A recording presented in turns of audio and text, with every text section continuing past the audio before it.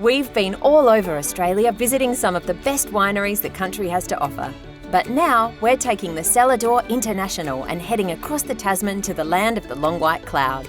We take in the sights, sample the culinary bites, and top it off with more than a few wine flights. Food, wine, adventure. The Cellar Door New Zealand has it all.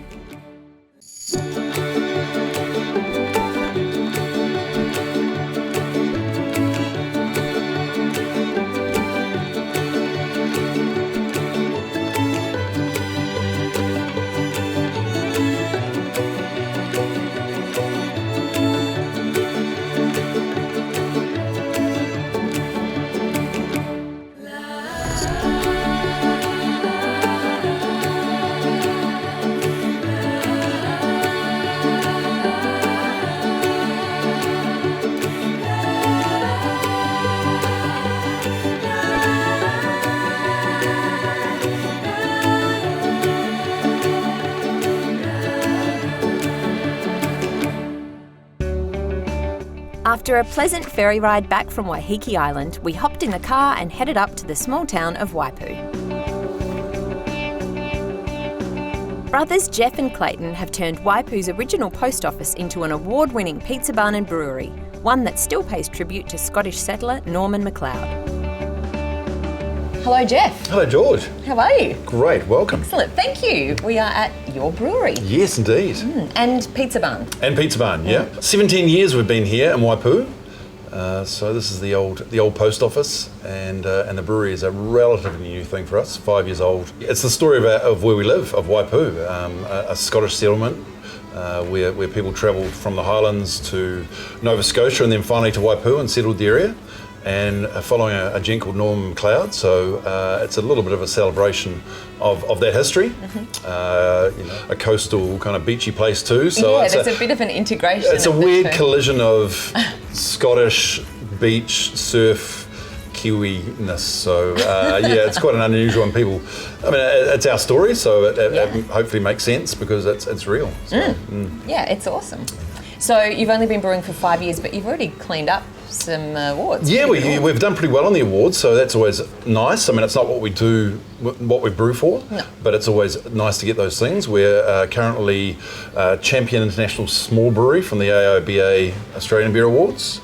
Our Scotch Ale is currently Australia's best dark beer. Not available in Australia. So yeah, that's still a work in progress.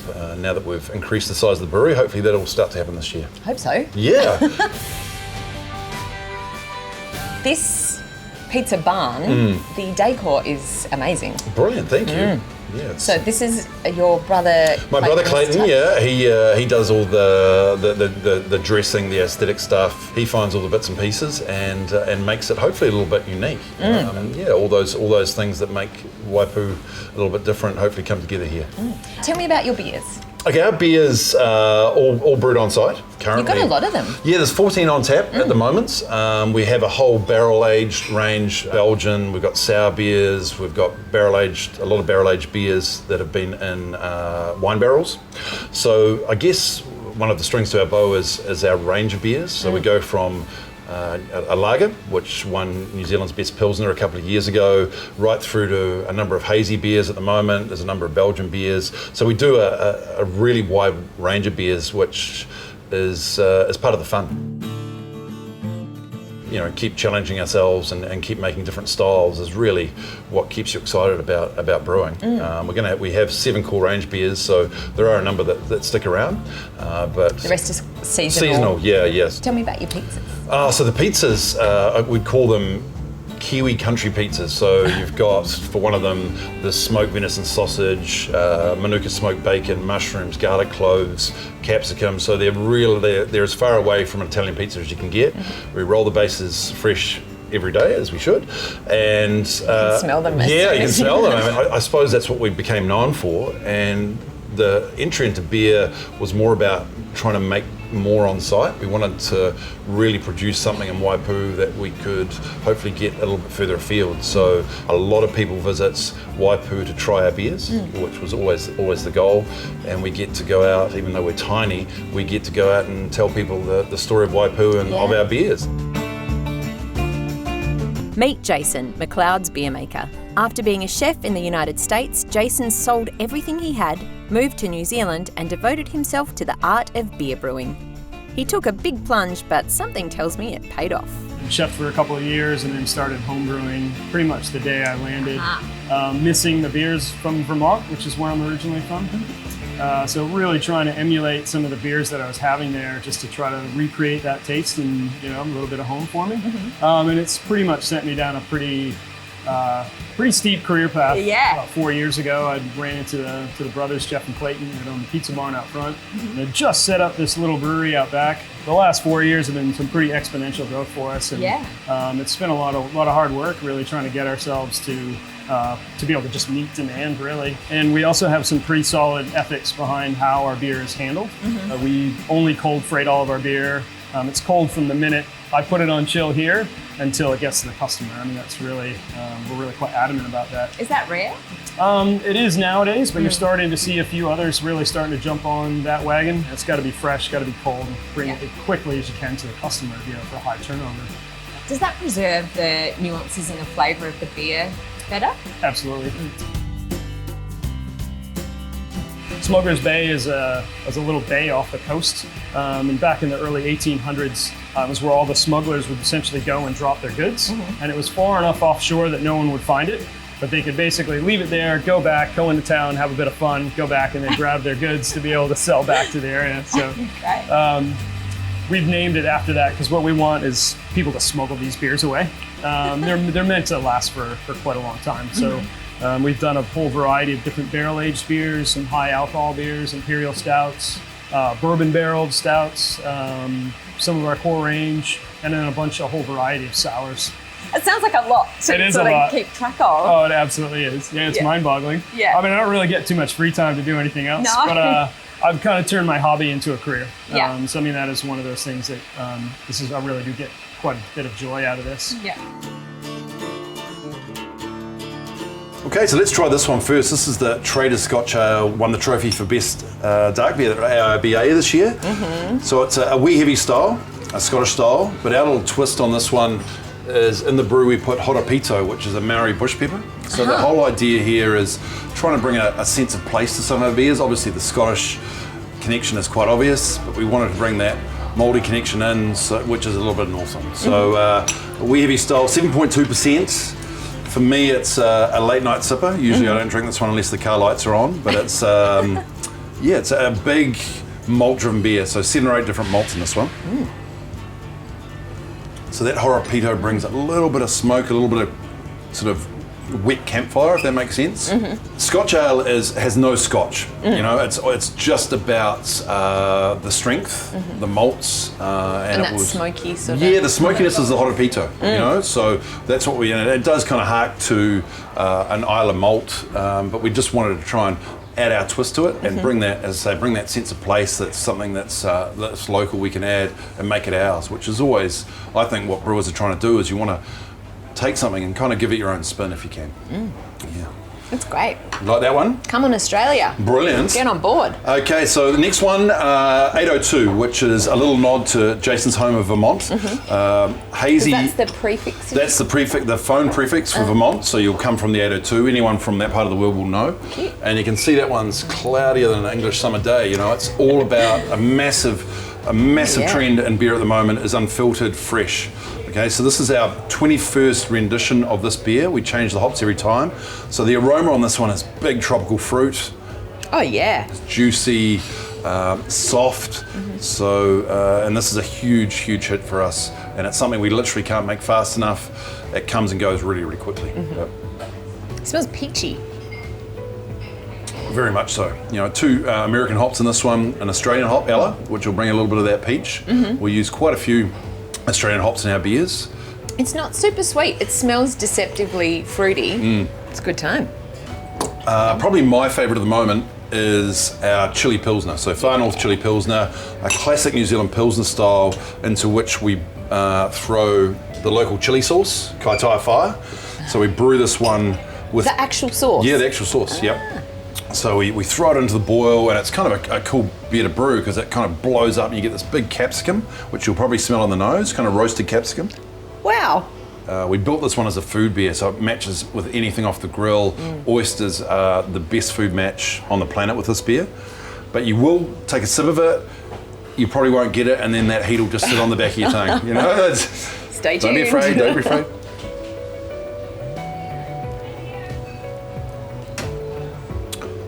So as I say, we didn't want a crazy heat, but we wanted a heat that kind of lingers, and something when you're eating, you've still got that taste and that feeling of the beer. Yep, there it is. And it will just stick around for ages now. You're welcome, no charge.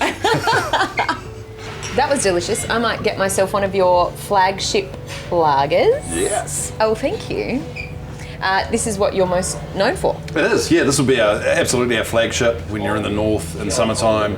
This would be a go-to, and it's definitely my go-to. It's still my favourite beer after all these years. I always come back to our lager, which is actually a Pilsner style, so quite flavoursome with New Zealand hops.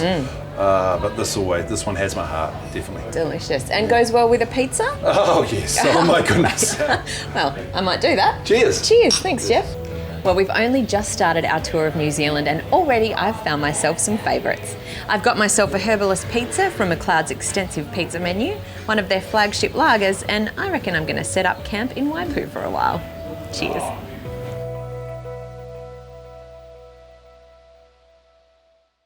Whilst filming the Cellar Door, New Zealand in the Whangarei region, our crew chose to stay at the beautiful Kaori Villas. Conveniently located, Kaori Villas allows for the perfect home base to explore the surrounding bays, beaches, walking tracks and scenic vistas in the Northland region. Relax by the pool or spa, explore our native bush or enjoy the peace and quiet in one of Kaori Villas' beautifully furnished suites or self-contained cottages. Rest, relax and enjoy. To book your stay at Kaori Villas, head to kaorivillas.co.nz.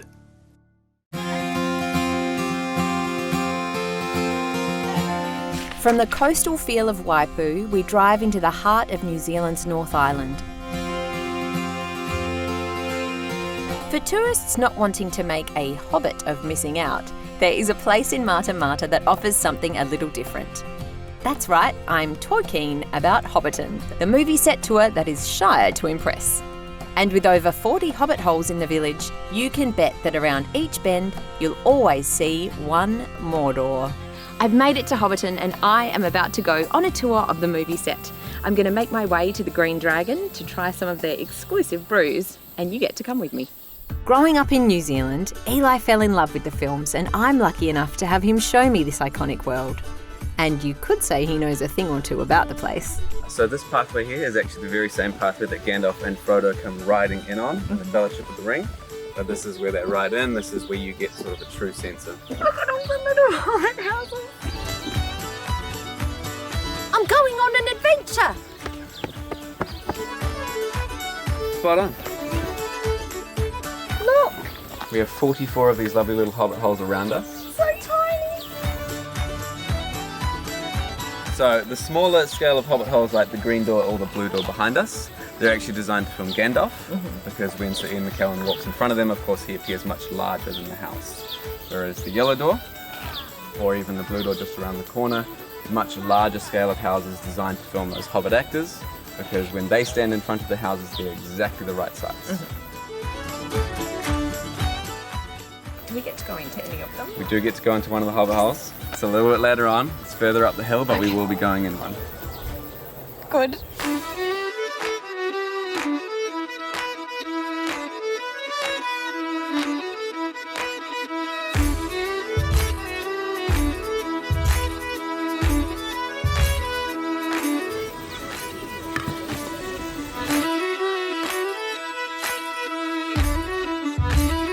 So one of the key things about Hobbiton is that none of our hobbit holes look the same. They're all sort of designed to be their own little house. And that way it looks more like a real village than just a film set, which is of course what they wanted. Now this version of Hobbiton we're standing in now is actually the second version of Hobbiton. What happened to the first one? The first one was built for Lord of the Rings in the exact same place as this one, but then it was actually taken down. Right.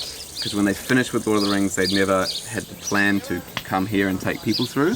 So this one actually took 2 years to build. Wow. So it's all Is made it of identical? more or less. There are very subtle differences because, of course, The Hobbit takes place before Lord of the Rings. So how big is the team that look after the garden?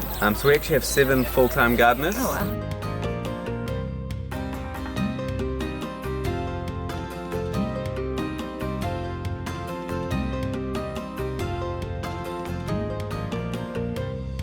So this is the hobbit hole that you get to go inside of and have a look around. I get to be a hobbit. Like we were saying before, unfortunately there's not too much internal decoration, You're trying I'm to afraid. temper my expectations, I'm trying to aren't manage you? your expectations, yes. Oh.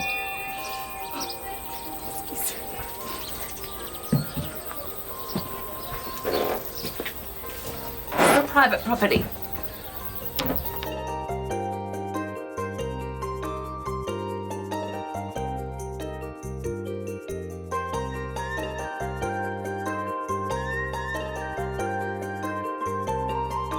So this is Bag End, home very of Bilbo and fancy. Frodo. Yep, very fancy.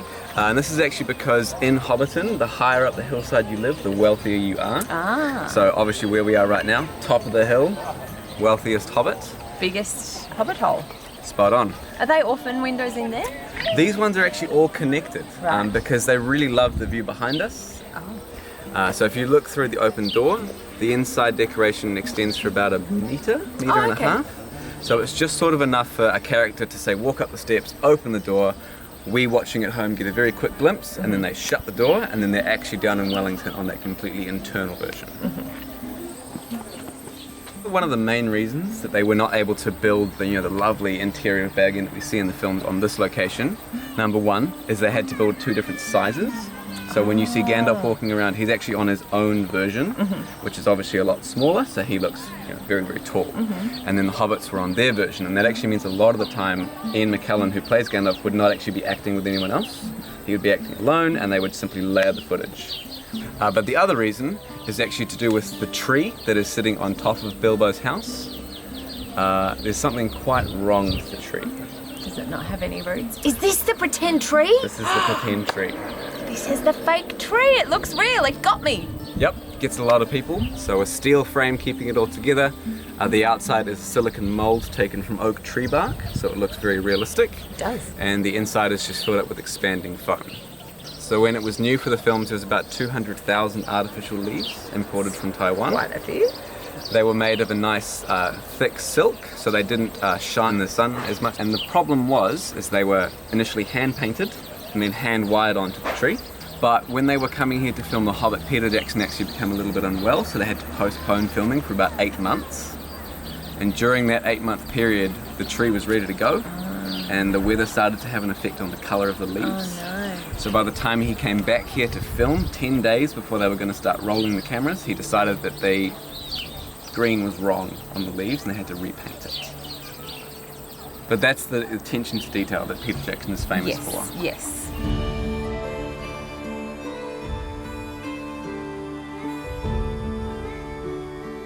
Loris Hobbit Hole, like you said, very pretty, lots of flowers. The gardener who's actually in charge of this one, she takes great pride in making it's sure this looks gorgeous. amazing. And obviously the bees love it too. Yeah.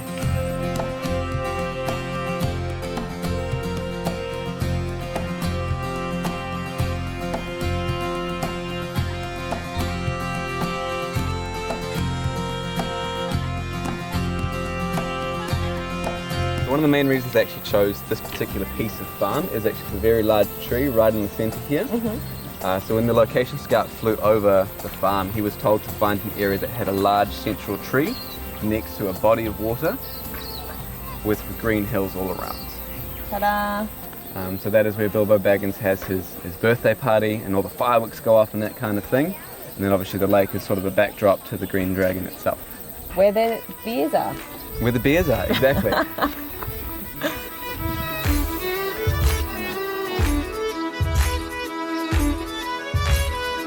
All this walking has built up a giant thirst, so it's time to head into New Zealand's busiest pub, the Green Dragon.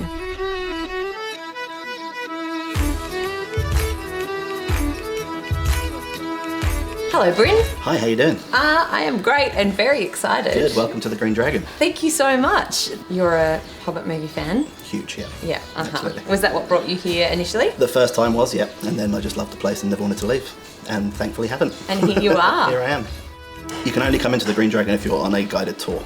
Okay. So it's very exclusive, and obviously it adds that extra element to it because it's the first time you get to see inside the interior on the movie set. And when you come in, we have exclusive range of beers from the South Farthing. And we have an amber ale, a dark stout, an apple cider, and a non-alcoholic ginger beer. Excellent. So when you turn up for work in the morning, I think you heard my gasp when I walked in here. Did, yep. Does that happen for you as well? If you've got a bad day and you go outside, it just makes everything better. Yeah, It's great. It's so cool. It really does. All right, so this is quite a pour. This is the Oak Barton Stout. It's my favourite beer. Mm-hmm. It's got coffee and chocolate tones. Yum. It's very bitter. Coffee, it's like, it's a morning beer. It's a morning beer. It's even better than a long black. That's great. Fantastic. This is more of a lighter, easy drinking beer, more of a session ale, based on a classic English bitter. Definitely session this one. A few of those. Yes. Yeah, very easy drinking that one. We also have a party marquee where we offer lunch throughout the day for the bigger tour groups. Do people get married here? They do, yeah, quite often. Do people get married in costume? Yes, has been known. It's so good. Have you got a favourite wedding that you've seen happen? They used Gimli's axe to cut the cake. That was pretty cool. Wow. That was a very cool wedding, all in costume. That sounds amazing. Bryn, thank you so much for this mini guided tour. It's been a pleasure. It was delicious. I reckon Which was your favourite? Which was my favourite? I am a sucker for a stout. Yeah, Good I do choice. love it a lot. Yeah, and I might pair it with one of your ham and sandwiches and pull up an armchair by the fire. Sounds great. Yeah. Wonderful. Enjoy the rest of your day. I will, thank you.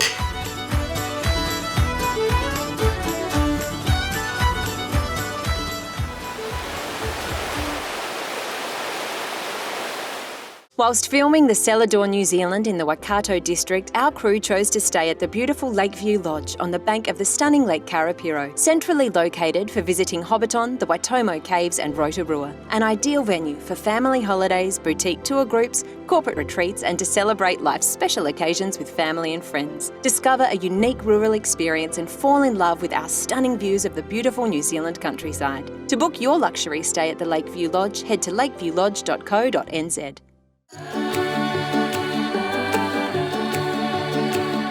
We've only been on the road for a few days and already the crew has decided it's time to pop me in a ball and roll me down a hill. Well, I've made it to Rotorua, birthplace of the Zorb and the only place in New Zealand where you can crawl into a giant plastic ball and roll down a hill. I'm pretty excited. I don't think I'm quite as excited as our director Shane, who has been waiting for months to push me down a hill. Let's go make his dreams come true. Welcome to Zorb. Have you you. done anything like this before? Nope. Cool. So basically what we're going to do is we're going to put you inside a giant inflatable ball and we're going to push you down a hill. Great. You down for that? Yep. Fantastic. This is the largest downhill ball rolling park in the world. This is also the birthplace of where it all began. So Andrew and Dave, who are brothers, who are the owners of our company, are also the inventors. And they came up with this idea about 25 years ago, invented it on this site here, became a worldwide phenomenon, went all over the world, and lots of different places that you can do it. But this is the place where it all originated from. We've got our straight track, 250 metres, then we have Sidewinder, 350 metres, a giant zigzag down the hill. Mega track, which is our most exciting track, 300 metres, super steep, super fast. You're going to be going about 50 k's down the hill. And then our newest track, which is called Big Ear, which has some squiggly bits and has a big drop in it as well. So we're going to put water inside the ball, so you're going to be inside like a giant water slide, sliding around in the ball. Excellent. Cool. I think it's time to go. Excellent. I'm gonna go.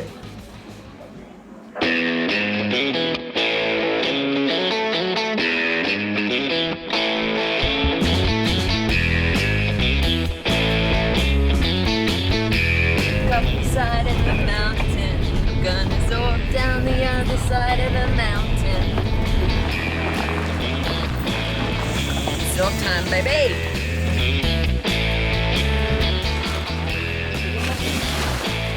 Can't wait.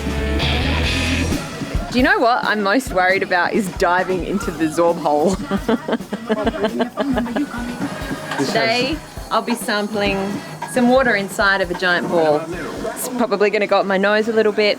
I'm really going to get into the bouquet by being fully immersed in it. This is a hot tub tone machine. If you hop in here, you can go back 6 months to when I agreed to do this. The rolling plains and beautiful Bay of Rotorua. I have to jump through that. Yeah. I'm so worried about this. So beginner, you literally take a little dive to get it. Okay, here I go.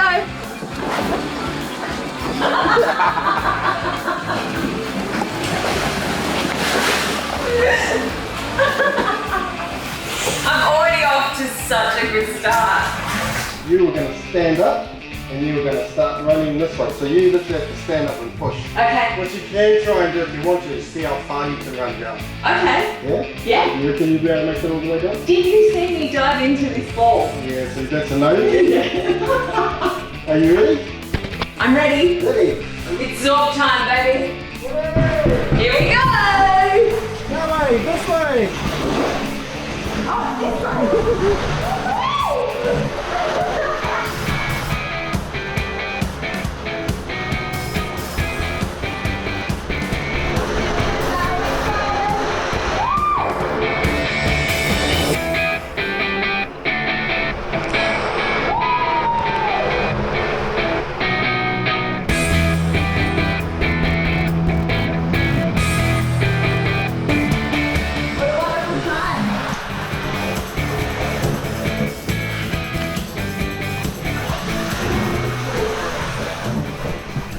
I did it. I ran for approximately, I'm going to say 0.3 of a second. Is there an elegant way to get out of here? Yeah. This is the elegant way. This is the elegant way. Yeah, that was pretty. We're born again. Let's go again. Time for the Sidewinder, which this time I can't run in the wrong direction, I don't think. What happened there, George? Why did you try to run sideways instead of down the hill? Because I knew that you would love it more than anything to watch me try and run in a giant ball going that way while I was facing that way. It was like a Fred Flintstone cartoon. I am truly an idiot. Can you hear anything on a GoPro? It doesn't have audio, does it? It does. There's audio. Good. Great. You need to get a runner. A run-up? Okay. Woo! I did it! Which way do I run this time? Forward? My hamster.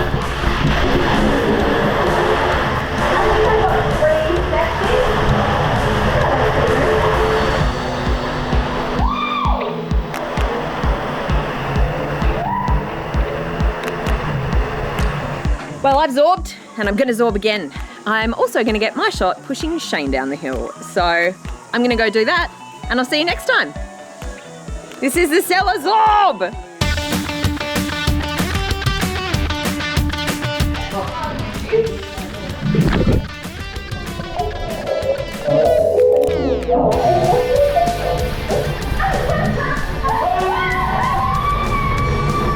We're only 2 episodes in, but I've done so much. There's a lot more to come in the series, from wine trains to food festivals. But sadly, this is the last of the giant balls and bag ends. Or is it? Tune in next week to find out.